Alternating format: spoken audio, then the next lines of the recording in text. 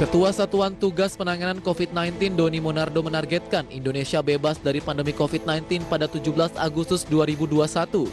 Terkait hal ini, juru bicara penanganan COVID-19 Wiku Adhisa Smito menyampaikan langkah-langkah yang diupayakan pemerintah untuk mencapai target tersebut.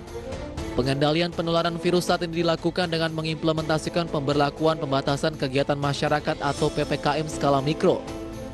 Melalui mekanisme ini, protokol kesehatan diperketat hingga ke tingkat desa dan kelurahan. Selanjutnya, pemerintah mengaku akan memperkuat 3T atau testing, tracing, dan treatment. Pemerintah berjanji untuk memastikan 3T dilakukan secara tepat sasaran dan sesuai standar kesehatan. Dengan demikian, angka kesembuhan juga dapat meningkat dan angka kematian dapat menurun. Selain itu, pemerintah berjanji memastikan ketersediaan fasilitas dan tenaga kesehatan. Langkah lain yang penting yakni mengakselerasi program vaksinasi COVID-19. Bank Indonesia menurunkan proyeksi pertumbuhan kredit bank dari 7% sampai 9% menjadi 5% hingga 7% pada 2021.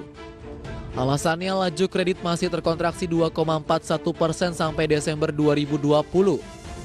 Bank Indonesia menilai pertumbuhan kredit bank terkontraksi sepanjang tahun lalu karena permintaan menurun di tengah krisis ekonomi akibat pandemi virus corona.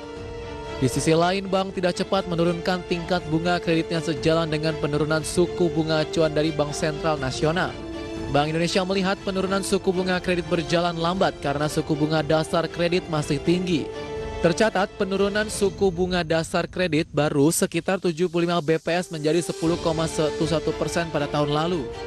BI mencatat SBDK tertinggi ada di bank-bank BUMN yakni mencapai 10,79%, Bank Pembangunan Daerah 9,8%.